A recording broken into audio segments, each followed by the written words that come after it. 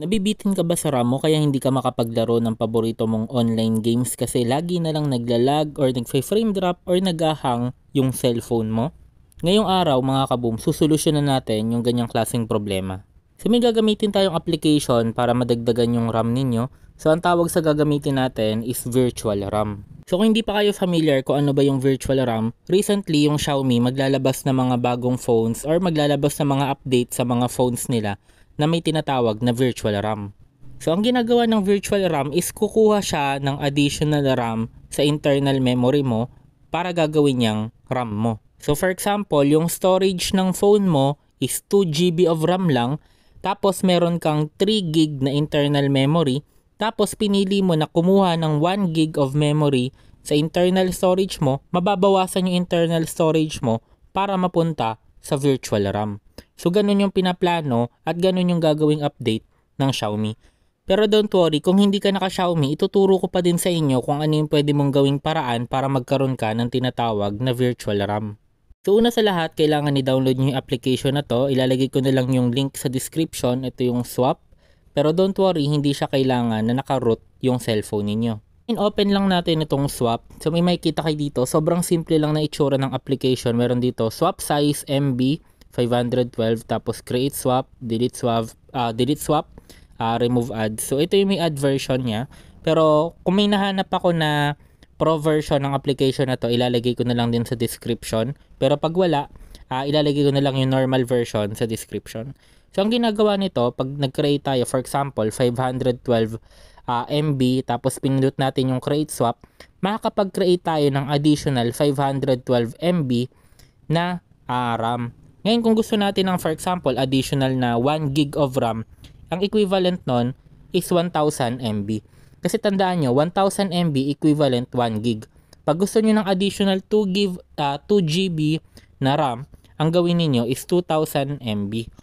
Okay, lagay lang natin 2000 MB pag ang kailangan ninyo is 2 GB na additional virtual RAM. Pero take note, uulitin ko lang mga kaboom, mababawas to sa internal memory mo. So kailangan meron kayong malaki-laki na internal memory kung gusto ninyo na madagdagan yung RAM ninyo. So for example, meron ako dito, nakikita nyo, meron akong 57.15 GB pa lang yung nagagamit ko out of 114 GB. So medyo malaki-laki.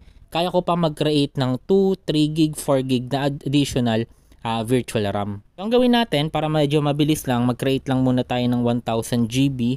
1000 MB which is 1 GB. Try lang natin mag-create para hindi masyadong matagal. Pindutin natin tong create swap. So when creating the swap file, 1000 MB of your story will be consumed. Do you wish to continue? Yun yung sinasabi ko kanina. Mababawas siya sa internal memory ninyo. Click lang natin yung yes.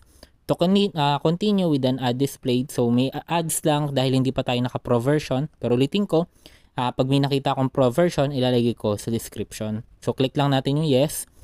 Tapos skip ko lang yung video after ng ads. So yun, nakikita nyo, nagkikreate na siya. Creating swap file. This may take ilang seconds, ilang minutes. Depende kung mabilis yung phone ninyo or mabagal. Pero ito, nakita nyo, swap file successfully created. Okay. So okay na yan mga kaboom. Nadagdagan na yung virtual RAM ninyo. So pwede na kayo maglaro ulit ng games, pwede na kayo maglaro ng Call of Duty, Mobile Legends, PUBG nang hindi na kayo masyadong naglalag. Ngayon mga kaboom, pag sinwipe up ko, makikita nyo meron tayong 3.1 GB out of 6 GB na available. Ngayon, yung additional natin, for example, sa phone ko kasi 6 GB talaga yung memory ko, pero hindi ibig sabihin na gumawa tayo ng 1 GB na swap file, magiging 7 GB yung memory ko.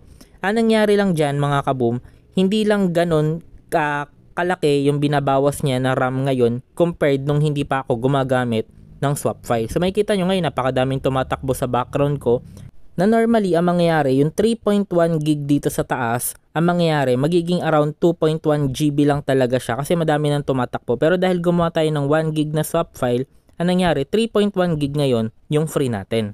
Ngayon yung swap file na yon, dito nyo makikita yon. So for example, meron tayong Zarchiver. Hindi kasi natin na-open to pag naka-Android 11. So open natin yung Android, click natin tong data. Tapos makikita nyo meron dito, ito yung swap no root. Ito yung kinreate natin kanina na swap file or ito yung parang virtual RAM. Pag pinindot natin yung information, meron siyang size na 1000 MB or 1 GB. So click natin. Okay, so hanapin natin yung file. Okay, ito yung swap file na ginawa natin kanina. Yan yung swap.swp.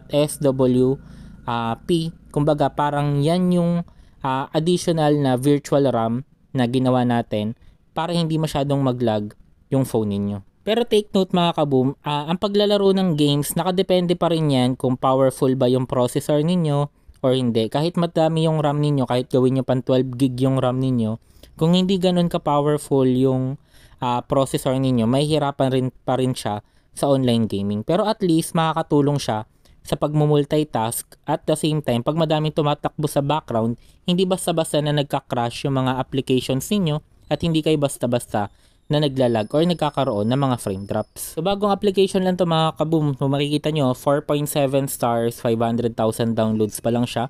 Actually this year lang lumabas yung app na to na siguradong magagamit talaga ninyo. So yun lang mga kaboom, sana nakatulong sa inyo yung video na to. Don't forget to like, comment, and subscribe. Share nyo na rin to sa mga friends ninyo na gusto ng additional virtual RAM para alam din nila gamitin yung app na to. Pero pwede rin naman di mo share sa kanila para lagi nagfe-frame drop, naglalag, or nagahang yung cellphone nila. So yun lang mga kaboom, ingat kayo palagi at maraming salamat.